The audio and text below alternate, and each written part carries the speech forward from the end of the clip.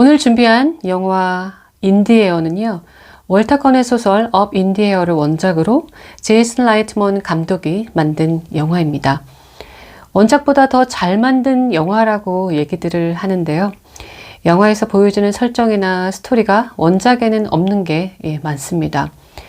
영화가 만들어지게 된 계기는 실제 우연히 비행기에서 1년에 300일을 여행 다니면서 호텔을 집 삼아 살고 있는 한 승객과의 대화로부터 시작이 됐습니다. 당시 미국의 자화상을 적나라하게 보여주는 의미가 되기도 했고요. 현대인들이 살고 싶어하는 이 두 가지 방향에 대해서 고민하게 하는 영화이기도 합니다. 앞으로 준비한 이야기를 들어보시면서 여러분들은 어떤 삶을 살고 싶으신지, 본인이 선택한 삶의 방향이 맞는 것 같은지 한번 생각해 보는 시간이 됐으면 좋겠습니다. 인디어의 주인공은 조지 클루니입니다. 정말 너무나 멋진 배우죠. 현재 17살 차이가 나는 레바논 출신의 국제인권 변호사인 아내와 그리고 쌍둥이 아이들을 지금 키우고 있는데요. 늦둥이 아이들의 육아를 위해서 일을 줄일 정도로 가정적이고 사랑꾼이라고 합니다. 아내가 애네 서웨이를 닮을 정도로 정말 예쁘고요. 키도 크고 날씬하고 패션 스타일도 매우 거의 배우 이상이어서요. 전 처음에 배우인 줄 알았어요. 조지 클루니가 정말 그 지적이고 아름다운 모습에 반한 것 같다는 생각이 들었습니다. 오늘 소개할 영화 내용하고는 완전히 다른 삶을 살고 있어서 다행이다 싶으면서도 한편으로는 또 너무 배도 아프고 약도 오르고 그랬어요. 조지 클루니 영화에서 라이언 빙햄으로 이 영화에서 나오는데요. 제가 그냥 라이언이라고 하겠습니다. 라이언의 직업은 미국 전역을 다니면서 직장 상사가 꺼려하는 해고 소식을 전달해주는 일을 하고 있어요. 함께 오랫동안 일했던 사람을 해고한다는 게 정말 어렵잖아요. 해고라는 것 자체가 또 누구한테 전달을 받아도 충격이고 상처이지만 또 회사 직원도 아닌 정말 모르는 사람이 갑자기 와서 또 이러하게 돼서 이제 당신은 일을 그만두어야 한다. 그러니 책상을 정리해달라. 이런 얘기를 들으면 정말 엄청 충격을 받겠죠. 더군다나 오랜 세월 일을 했던 곳이면 아마 더 힘들 것 같아요. 첫 장면에 해고 소식을 전달받는 장면이 나옵니다. 이때 인터뷰를 했던 사람들이 실제 해고를 당한 경험이 있는 사람들인데요. 이때 해고를 당했던 사람들의 인터뷰 중에 이제 한 몇 가지를 제가 좀 해볼게요. 어떤 내용이었냐면요. 30년간 봉사한 나한테 회사가 이래도 되는 겁니까? 실적이 가장 우수한 나한테 회사가 나가달라니 너무 뻔뻔한 거 아니에요? 지금 좀 너무 오버한가요? 남자로서 자존심이 있지 해고됐다는 얘기를 아내에게 어떻게 합니까? 실직은 가족 사망과 스트레스 지수가 같다는데 전 제 자신이 죽은 것 같네요. 해고만은 안 돼요. 집세도 내야 하고 아이들도 키워야 해요. 이런 일을 하고도 어떻게 당신은 죽지도 않고 사는지 정말 신기하네요. 민망해라. 아니, 이런 다양한 사람들의 인터뷰 내용이 있어요. 좀 리얼하게 하고자 제가 연기 아닌 이상한 연기를 해봤습니다. 해고 소식을 듣자 라이언에게 사람들이 이렇게 막 이야기를 퍼붓는 거예요. 정말 세상에 정말 다양한 직업이 있지만 그 감사하는 사람들 있잖아요. 감사원들. 지적을 해야 하는 직업을 가진 사람들도 정말 스트레스가 많겠구나 라는 생각이 들었어요. 물론 그 감시를 받아야 하는 사람들의 긴장감과 또 스트레스가 더 많겠지만 모든 사람들이 정말 그 사람이 오면 되게 싫어하는 티를 내게 되잖아요. 누군가가 내가 오는 걸 반기지 않는다라는 그런 일을 하는 게 얼마나 힘들겠어요. 또 안 좋은 결과가 났었을 때 이렇게 싫은 얘기도 들어야 하고, 이런 직업을 가지고 있는 사람들도 굉장히 스트레스 받을 것 같습니다. 그러니 이 어려운 일을 회사 내에서 하게 되면 해고당한 사람이 어떻게 나올지 몰라서 그 일을 라이언 같은 사람에게 부탁을 하는 거죠. 해고당할 때 그 멘트도 어느 정도는 조금 준비해 놓고 하긴 하지만 가급적 사람에 따라서 좀 덜 상처를 주려고 노력은 합니다. 하지만 그 단어 한마디만 잘못 써도 상처가 더 클 수 있기 때문에 어찌 보면 때로는 조금 냉소적인 멘트가 더 나을 때도 있을 것 같다는 생각이 들어요. 때로는 힘들 때 누군가가 힘내라고 얘기하면 더 기분이 나쁠 때가 있잖아요. 이런 일을 하기 위해서 라이언은 1년에 322일가량 비행기를 타고 20여 개의 도시를 다닙니다. 그러니 집은 그 나머지 시간을 잠만 자는 곳 이상으로 사용하지 않아서 원룸의 집이 정말 이사를 나간 집처럼 정말 어수선하고 온기가 전혀 느껴지질 않는 곳에서 살고 있어요. 가전제품도 거의 없었던 것 같고, 주방에 뭐 집기나 그릇, 뭐 여러 가지로 지금 짐을 다 뺀 그런 집 같았어요. 처음에는 설마 이게 라이언의 집일까? 그냥 잠시 머무는 곳 아닐까 했는데 집이었어요.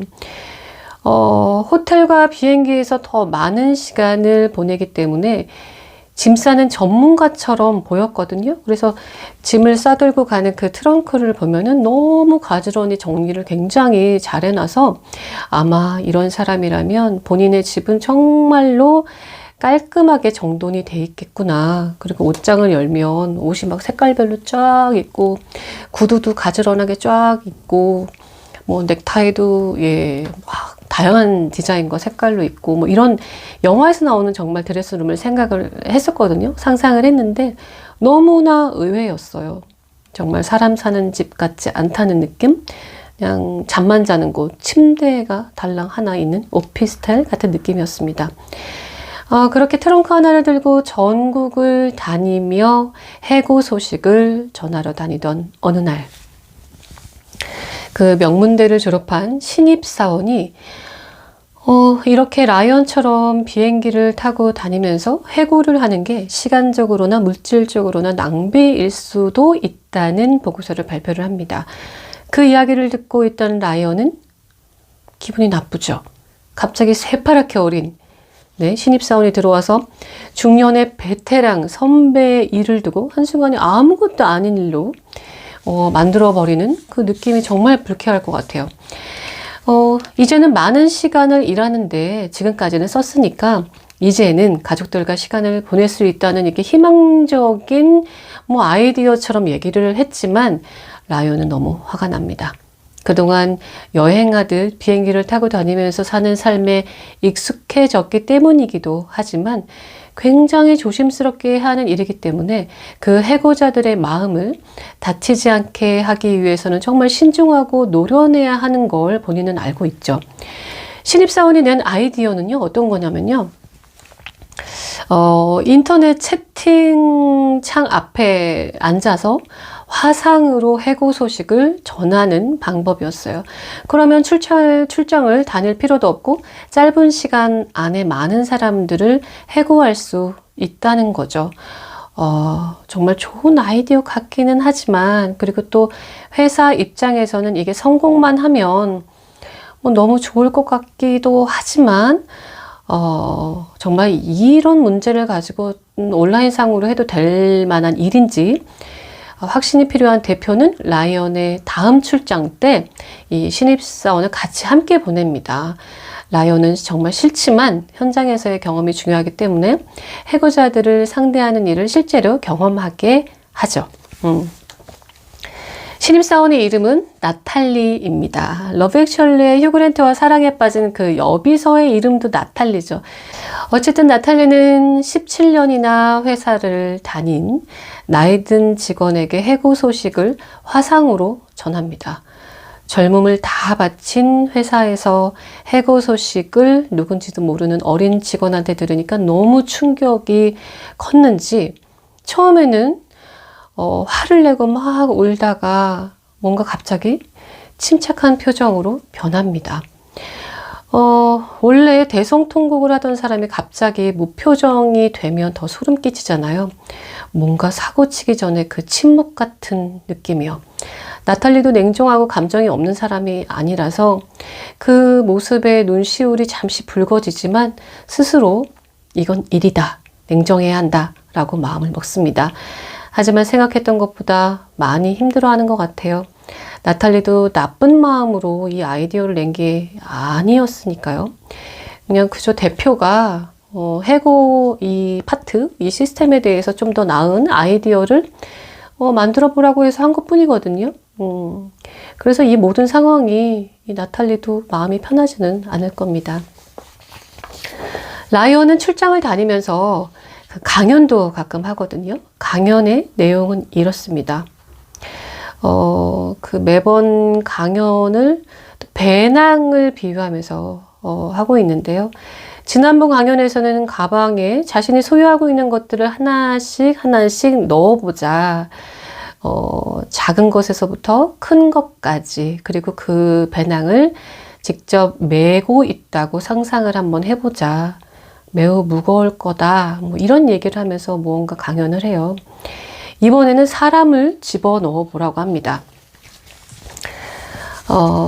아는 사람부터 시작을 하죠. 뭐 이렇게 얘기를 해요. 친구의 친구라든가 직장 동료처럼. 그런 다음에 믿을 수 있는 사람으로 넘어가세요. 그러니까 자신이 배낭이 있다고 생각을 하고 거기에 이제 아는 사람부터 넣고 친구나 동료, 그리고 이제 내가 가장 믿는 사람들, 그러니까 사촌이든 이모, 삼촌, 형제, 자매, 부모, 그리고 끝으로는 내 남편이나 아내, 남자친구나 여자친구 등을 배낭에 모두 넣어보라고 합니다. 그리고 배낭을 들어보세요. 장담하건대 인간관계야말로 우리 인생에서 가장 무거운 짐이죠. 이게 강연하는 식으로 제가 한번 읽어볼게요. 살을 파고드는 어깨끈이 느껴지세요? 사람들과의 협상, 언쟁, 비밀, 타협, 그걸 모두 짊어질 필요는 없어요. 내려놓으세요. 어떤 동물들은 평생 서로를 짊어집니다. 그걸 공생이라고 하죠. 평생을 한 상대와 해로워하는 백조가 그래요. 우린 그런 동물이 아닙니다. 천천히 움직일수록 일찍 죽죠. 우리는 백조가 아니에요. 상어입니다. 이 강연을 들은 나탈리는 호텔로 이동을 하면서 라이언에게 질문을 합니다. 어떤 내용인지는 아시겠죠? 제가 따로 설명하지 않아도. 이때 제가 여기 연기를 한번 좀 또 해보려고 하는데, 나탈리하고 이제 강연이 끝나고 나서 이제 숙소로 이동을 하면서 나탈리가 라이언에게 계속 질문을 합니다. 안 한다고요? 그래. 절대로요? 그래. 절대로 결혼을 안 한단 말이죠? 그래. 아이도 안 낳고요? 당연하지. 절대로요? 절대로. 그게 이상해? 당연하죠. 이상해요. 그럴 가치를 못 느끼겠어. 왜 결혼을 해야 하는지 말이야. 응? 나탈리가 대답해봐. 사랑하니까요. 사랑? 하하하. 생활도 안정되고 기댈 사람이 생기잖아요. 성공적인 결혼을 몇 번이나 봤어? 평생 함께하며 얘기할 상대도 생기고요. 난 지금도 얘기할 상대 많아. 평생 그럴걸? 혼자 죽는 거 두렵지 않으세요? 12살 때 할아버지 할머니가 양로원에 들어가는 걸 지켜봤어. 우리 부모님도 포함해서 말이야. 장담하건대 누구나 죽을 땐 혼자야. 뭐 이런 대화를 하면서 호텔의 입구에 들어섭니다. 그런데 마지막 라이언이 했던 말을 들으면서 갑자기 나탈리가 막 울먹이기 시작을 합니다. 그 이전에 아마 이미 나탈리가 안 좋은 일을 겪고 있었어요. 그러니까 공항까지 데려다 준 남자친구가 갑자기 이별 통보를 문자로 보냈다는 겁니다. 문자로 여친 해고를 당한 거죠. 나탈리는 펑펑 울면서 속상해합니다. 문자로 헤어지자고 한 것도 너무 속상하고 아마 화가 났을 거예요. 그런데 오랜 세월 일을 한 회사에서 해고를 당할 때 기분이 어떨 것이며, 또 화상으로 해고를 또 모르는 사람한테 당했을 때 기분이 어땠을까요? 만약에 이별 통보를 남자친구의 친구, 다른 지인에게 대신 전에 들었다고 한번 생각을 해보세요. 그러면 조금 이해가 빠르겠죠? 위에서 라이언이 한 이야기에 대해서 여러분들은 어떻게 생각을 하세요? 그 남자친구 때문에 나탈리는 이사까지 와서 뭐 이거 해고를 하는 이 파트의 프로젝트까지 맡게 된 나탈리가 이별 통보를 받았지만, 그렇지만 아직 나탈리는 젊으니까 결혼이나 사랑을 믿지 않을 나이는 아직 아니죠. 그에 비해 중년의 나이가 된 라이언은 사랑과 결혼에 대해 이미 확고한 생각으로 무장이 되어 있는 듯합니다. 그러지 않았다면 호텔과 비행기에서 살다시피 한 삶을 택하진 않았겠죠. 아무리 어린 시절에 어른들이 뭐 양로원에 들어가는 거를 봤다고 해도 이런 생각을 했을까요? 그런데 친누나도 지금 현재 별거 중이고 여동생은 조만간 또 결혼을 합니다. 하지만 뭐 라이온은 큰 관심이 없는 것 같아요. 축하하고 싶은 마음도 조금 형식적이지 않을까 싶습니다. 이런 마음이 생기기까지 또 라이언의 삶이 어땠을까 궁금했어요. 사랑의 상처가 있었을까요? 또 분명 누구나 상처를 주기도 받기도 하며 또 사랑을 배우죠. 그 경험을 통해서 자신과 맞는 사람과 맞지 않는 사람을 구분하는 방법도 배울 테고요. 하지만 그 어떠한 노력으로도 안 되는 게 있었을 겁니다. 좋은 인연이 닿지 않았을 수도 있고요. 일에 욕심이 많은 사람들은 또 우선순위에서 사랑이 밀려날 때가 있어요. 감당해야 할 일이 너무 많은 상황에서, 또는 전투적으로 싸워야 할 일들이 많을 때는 또 자칫 인생이 또 뿌리채 흔들릴 수 있기 때문에 사랑과 연애는 좀 사치라고 생각할 수 있죠. 그래서 완벽주의자들이 연애에 실패하는 경우가 상당히 많은 것 같아요. 무엇이든 본인이 하려고 마음먹은 일은 문제가 생기면 안 되기 때문에 그 완벽하게 관계를 책임질 수 없으면 제대로 시작을 안 하는 경우도 있는 것 같아요. 일은 열심히 하면 어느 정도 뭐 성과를 낼 수도 있지만, 사랑은 또 열심히 한다고만 또 되는 일이 아니기 때문에 굉장히 많은 에너지가 소비되거든요. 더군다나 남녀 사이에서 문제는 서로 다른 인격체가 또 다른 나라 말을 하면서 살기 때문에 사랑으로 극복을 해야 하는데, 그 사랑이 또 짧을 수도 있고 점점 뭐 깊어질 수도 있지만, 그 열정적으로 설레는 그 기간은 좀 상당히 좀 짧잖아요. 그 이후로부터는 서로 알아가면서 또 싸우면서 부딪혀가면서 점점 성숙해져 가는 관계를 이어갈 텐데, 어릴 때는 조금만 문제가 생겨도 쉽게 포기를 하고, 나이가 들면 아예 선택 자체를 좀 조심스럽게 하는 것 같아요. 젊을 때는 또 인내도 부족하고 상대보다 자신이 우선이기 때문에 자기 입장만 이야기하기 쉽거든요. 운 좋게 또 화해를 하고 개선이 됐다 하더라도 문제는 또 끊임없이 또 생기고요. 당연하죠. 아무리 사랑하는 가족이라 하더라도 때때로 뼈아픈 상처를 주기도 하니까요. 그래도 같은 핏줄이라는 것 때문에 가족은 특별한 경우 아니면 죽어서야 이별이 가능하죠. 그래서 결혼이라는 걸 하려고 하는 거 아닐까? 이런 생각이 들어요. 그렇게라도 가족으로 맺지 않으면 또 언제든 쉽게 헤어질 수 있기 때문인 것 같아요. 많은 사람들 앞에서 약속이라는 걸 해서 서로 보이지 않는 그 끈으로 묶어두려 하는 거죠. 그럼 사람들은 한동안 그 묶인 그 안정감을 만끽하다가 또 어느 순간 벗어나고 싶은 또 순간도 오죠. 뭐 그게 일시적일 수도 있지만 아, 이거 잘못 선택했다. 뭐 이런 경우도 있을 거예요. 하지만 사람은 누구나 누군가를 만나느냐에 따라서 또 가치관도 달라지고 상대적일 수도 있죠. 과연 라이언의 마음이 계속 바뀌지 않을까요? 이제 라이언의 마음을 뒤흔들 여성이 나타납니다.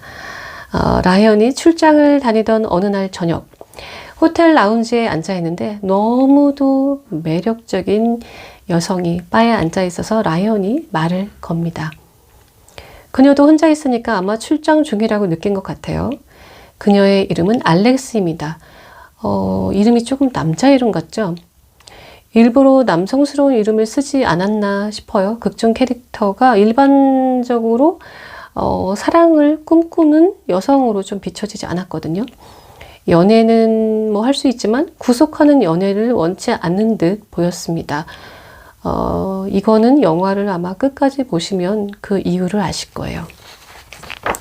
그렇게 둘은 대화를 나누다가 결국 합석을 합니다. 그리고 금방 친해졌는지 서로가 가지고 있는 카드들을 지갑에서 꺼내서 뭐 화투장 돌리듯이 테이블에 막 이렇게 꺼내 놓습니다. 제가 생각하기에는 서로의 삶의 수준을 조금 확인하려는 퍼포먼스 아닐까? 뭐 그런 생각을 해봤어요. 어떤 카드를 소유하고 있느냐에 따라서 서로가 어느 규모의 삶을 살고 있는지 알 수 있을 테니까요. 예를 들어 뭐 동네 할인마트의 카드가 나온 거랑 그 명품 백화점 카드가 나왔을 때 그 라이프 스타일이 완전히 다를 수 있잖아요.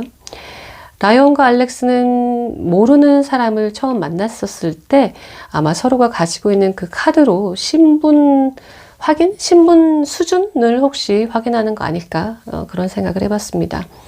그러니까 어떤 카드, 뭐 이런 얘기까지는 뭐 이미 다 알고 계시겠지만 뭐 저는 카드를 잘 쓰지 않아서 잘 모르지만 어떤 카드는 한도가 매우 높아서 어느 정도의 자격이 돼야만 또 발급이 되는 카드가 있잖아요. 그런 것처럼 또 비행기를 굉장히 많이 탄 사람들만 가지고 있는 그 카드를 보고 이때 알렉스는 그 라이언에게 신뢰가 생길 것 같습니다. 뭐 이 정도 사람이라면 만나도 되겠구나, 연애를 해도 되겠구나, 뭐 이런 판단을 하지 않았을까 싶어요.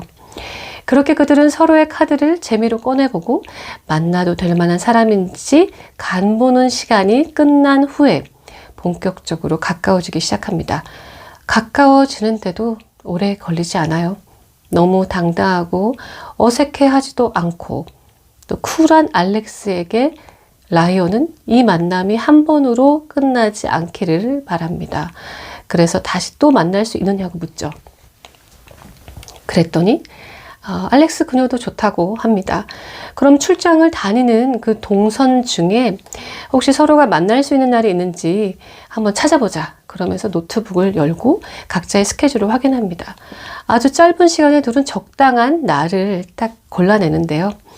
뭔가 손발이 잘 맞네요. 뭐 자주 뭐 해본 일인 것 같기도 하고 앞으로 출장이 즐거워질 것 같은 분위기가 연출이 됩니다. 그런데 알렉스와 약속한 그날이 나탈리를 데리고 출장을 온 때입니다. 그래서 라이언은 조금 난감해하기도 해요. 그래도 알렉스는 서운해하기는커녕 함께 시간을 보자고 먼저 제안을 합니다. 보통 여자가 아니에요. 쿨해도 정말 쿨한, 다른 여자 같으면 왜 직원과 함께 시간을 보내야 하느냐, 데이트를 해야 되는데 이럴 수 있는데 네, 알렉스는 전혀 신경을 쓰지 않아요.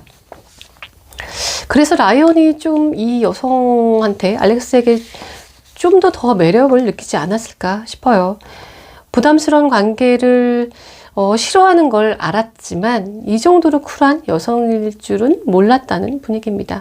알렉스는 절대 라이언에게 아무것도 바라지 않습니다. 오히려 라이언이 매번 아쉬워하는 눈빛이 느껴져요. 알렉스를 바라보는 라이언의 눈빛과 그 미소를 보면 아, 이 사람이 뭔가 사랑에 빠진 건가 싶은 그런 느낌이 느껴졌습니다. 그래서 그 여동생 결혼식에 함께 가달라고 말합니다. 알렉스는 순간 여동생의 결혼식에? 예, 조금 너무 놀란 부담스러운 표정을 처음에는 지어요. 하지만 보통 외국 사람들은 이렇게 결혼식장에 혼자 가서 어색한 분위기가 너무 싫으니까 파트너라도 같이 오면은 어색한 상황이 덜 생길 것 같아서 뭐 누구든 이렇게 같이 가려고들 많이 하는 것 같아요. 그게 동성이 아니라 외국에는 이성이 많은 것 같아요. 그러니까 왜 결혼하지 않느냐, 왜 혼자 왔느냐라는 거에 대답하는 걸 굉장히 부끄러워하는 것 같아요. 그래서 그렇게 같이 부담 갖지 말고 함께 가달라. 파티 때 같이 우리 춤이나 추고 즐기자라고 해요. 그래서 라이언이 결국은 부탁에 승낙을 합니다. 결혼식에 함께 간다는 건 하지만 서로를 어떻게 생각하는지 어떻게 반응을 보이는지 좀 확인할 수 있는 거기 때문에 약간의 그런 계산도 조금 있지 않았을까 싶어요. 아, 라이언의 얼굴이 정말 이 알렉스를 만나고 나서부터 웃음이 많아졌어요. 안 그래도 되게 미소가 멋진 배우인데 유난히 행복해 보이고 마음도 편해 보이고 여유가 생긴 듯 합니다. 그런데 여동생 결혼식 날 동생의 남편이 될 사람이 갑자기 결혼이 자신이 없어졌다고 하는 거예요. 동생은 이 얘기를 듣고 막 식이 들어가기 전에 막 울어요. 그리고 식은 잠시 쉬었다 가자 뭐 이런 분위기로 멈춰졌습니다. 서로 잠시 진정하고 생각할 시간을 갖자는 거죠. 그 상황에 그의 마음을 돌릴 수 있는 자격이 되는 사람이 없네요. 누나도 별거 중이기 때문에 조언을 할 수 없다라고 하고요. 라이언도 혼자 사는 사람이니까 조언을 할 자격이 되는지 모르겠다고 했지만 뭐 최근 알렉스를 만나서 마음이 조금 말랑말랑해지고 또 여유가 생겼는지 또 오빠로서 동생을 위해서 뭐든 해야 한다고 생각을 했는지 뭔가 문제 해결을 하려고 나섭니다. 뻔한 루틴의 삶과 아내와 자식을 위해서 살아야 하는 게 두렵다고 그 동생이 결혼할 남편이 그렇게 얘기를 합니다. 그런데 라이언은 이렇게 말하죠. 사람이 행복할 때는 좋아하는 사람과 함께 있을 때라고요. 뭐 여러 가지 이렇게 이유들을 얘기하고 설득을 하는데 원래는 평소 같으면 라이언은 이런 얘기를 할 사람이 아니거든요. 그래도 이야기를 잘 풀어서 설득을 잘 합니다. 그래서 위기를 잘 넘겨 행복한 결혼식을 올리죠. 라이언과 알렉스는 정말 결혼할 연인처럼 피로연에서 신나게 춤을 추고 즐깁니다. 정말 잘 어울렸어요. 그런데 이렇게 결혼식도 함께 다녀오고 마음이 조금 그 이전과는 많이 달라졌을 것 같아요. 또 이번에 그래서 강연이 있던 날인데요. 매번 했던 배낭 이야기를 시작하려고 하는데 뭔가 평소와는 달라요. 입이 떨어지질 않네요. 라이언의 마음에 무슨 변화가 생긴 걸까요? 그래서 강연을 시작하려고 말을 내뱉으려고 하는 순간 갑자기 강연장을 뛰쳐나옵니다. 그리고 알렉스를 찾아갑니다. 배낭 이야기 같은 거는 이제 하고 싶지 않은가? 뭔가 가치관이 바뀌었나? 약간 그런 느낌이 드는 순간이에요. 뭐 어깨가 무거운 짐을 다 짊어지고 살 필요는 없다고 강연을 하던 사람이 이제는 뭔가 무거운 짐도 좀 들고 싶었을까요? 뭔가 큰 결심을 한 듯 알렉스의 집 앞에서 벨을 누르고 기다립니다. 잔뜩 긴장하고 설레는 표정이에요. 갑자기 이렇게 연락도 안 하고 찾아가는 거, 감동일 수도 있지만 상대방은 조금 당황할 수도 있어서 요즘 시대에는 조금 조심해야 하는 일이기도 합니다. 그런데 이 장면이 인디에어 이 영화에서 가장 충격적인 장면입니다. 뭔가 사랑을 고백하고 프로포즈를 할 것 같은 그런 장면인데 저는 이 장면을 보고 너무 놀라서 한동안 멍했어요. 정말 상상도 못했거든요.